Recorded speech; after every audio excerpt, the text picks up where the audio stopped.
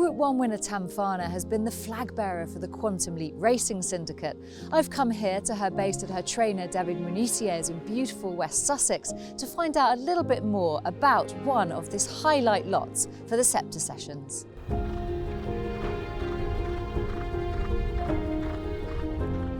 David, it was fantastic to see Tamfana out this morning. I mean, she's a lovely, strong filly. She looks magnificent and is obviously feeling well. Yeah, no, she's feeling great. She, as you could see on the gallops this morning, she'd be happy to run again actually this month, but we don't have an option for her. But no, I'm delighted with her. Yeah. She's in really good form. We discussed her humble beginnings, if you like. Yes. How has her development been over the years that you've had her? When she first arrived as a yearling, she wasn't the most eye-catching horse, but she's improved physically very, very swiftly. But from a week to the next, I remember Quantum Leap having several visits, but actually at least a couple of visits during the spring, and from the first to the second visit, they couldn't recognize her. And you could literally see her putting on weight and developing on a weekly basis, which is quite rare. But she's now a pretty adult filly. I don't think she will change much more. She's 500 kgs. And yeah, she's a looker. She has a nice bum, good girth, really good girth. And yeah, nice and strong.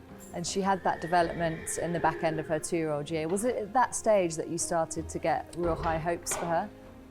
We've always felt that she was a nice filly. Laetitia, who's been looking after the filly for the last 2 years, actually told us in March as a 2-year-old that she felt the filly was exceptional. And for once, she was right. She was right in spades, wasn't she? Yes, no, so she always showed plenty of talent, but I felt she was just too weak to start before she did. Yeah. We started racing quite late. She had her first race at first class. I think if she had started sooner, she probably would have won the Marcel Boussac, because she came to hand quite quickly in late summer, and I still don't understand how she got beat first time out at first class. Yeah, it's amazing looking back. And obviously she then went on to win her Group 3 in France. Did you go into the winter thinking, we've got a classic filly on our hands? We certainly hope so, because she was showing plenty on the gallops. The way she won a maiden at Kempton and the Group 3 in France was really, really impressive. And we had the Christmas party that year, and I did put my neck on the line and said, I think she's the best filly I've ever trained. Obviously, they thought I was drunk. But yeah, I wasn't far off right on that one. Absolutely. It must have been agonising in a way, though, to come so close in the Classic. Honestly, the Guineas, I was extremely confident because she had a really good prep. She came on a lot for the prep in the Imprudence. And the filly that beat her in the Imprudence was short favourite by her. She was quite short in the betting of the Guineas. And I thought, there's no way I can't beat that filly this time round, which gave us a really good chance, even though she was 66-1. I was really confident. I'm adamant she would have won the race if she had the clear run. Yeah. And do you think at that stage people were in danger of pigeonholing her? You know, it was soft ground when she won her Group 3 in France. Coming into fast ground Guineas, they thought they had a German-bred filly kind of in a box there, and my word, she proved everyone wrong, not just there, but throughout the season with how versatile she was. It was a bit of a gamble to go for the Guineas rather than the Poule d'Essai the following week, but we just felt the filly was absolutely thriving in training. So I thought, rather than wait another week and be drawn 14 of 14, we might as well give it a go. It was bittersweet, obviously, because it makes all the difference. Had she won the 1,000 Guineas, it would have been fantastic for the owners and myself. It would have been my first classic in the UK. But It's still a bit sore when we talk about it, Yeah. you know, because you never really quite get over those things until you win one, I suppose. Yeah, there's still time. Yeah. It opened the door for some ambitious campaigning then, because she'd proved to you that she was a bona fide top draw horse. Yeah. That all came to fruition in the Sun Chariot, of course, which must have been a great relief. How confident were you through the season that she would get that win? Look, she always showed a lot of class. Third in the Diane, fourth in the Grand Prix de Paris, beaten by the best three-year-old colts of the season, including Sozy. Going back to her mile, she was absolutely flamboyant. I mean, when she won the Atalanta, she was impressive. So going into the Sun Chariot, we were pretty confident she would win, but then she had been quite unlucky throughout the season. It was a massive relief when she took the lead down the dip and went to win. It was watching the race in slow-mo nearly, you know, when it's sheer elation. The 3-year-old Tamfana, holding them all at bay, goes clear by 2 lengths. This is the new kid on the block. It is Tamfana who wins the Sun Chariot. Just talk us through this season for her, because I think people would maybe look at the form figures and think, well, things haven't quite worked out for her. But are you confident that she is a filly that could be as good as ever now? Yeah, I do believe she's as good as ever. First run of the season was absolutely fantastic. Running second in the Sandown Mile, which is always a strong race.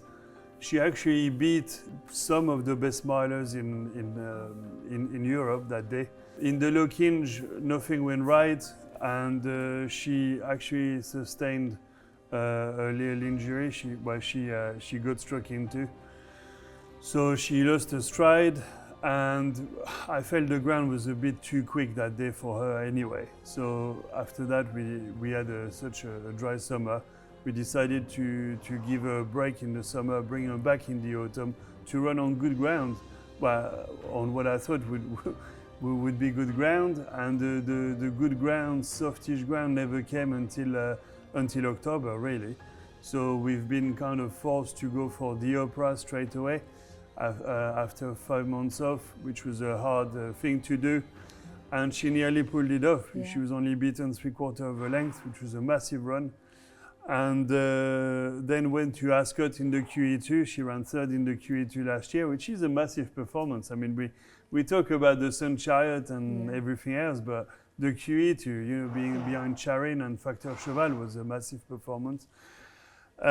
This year, sadly, 2 furlongs out, I think it's the Aga Khan horse that struck into her right beside her knee, and she got an infection following that. So she literally stopped because she lost her action when it happened.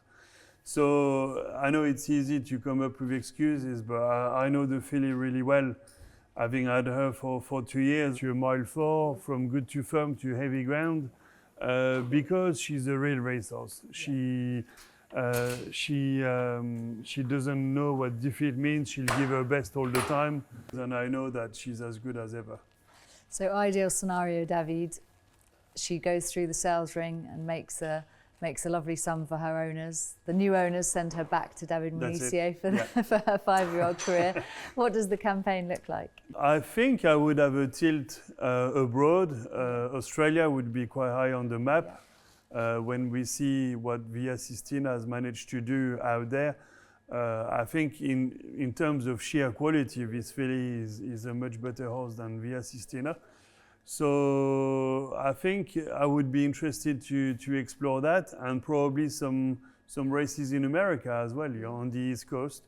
I think Del Mar was a bit daunting this season for a filly like her, but because of the ground. But on the East Coast in the States, I think she would have some lovely pots to win as well.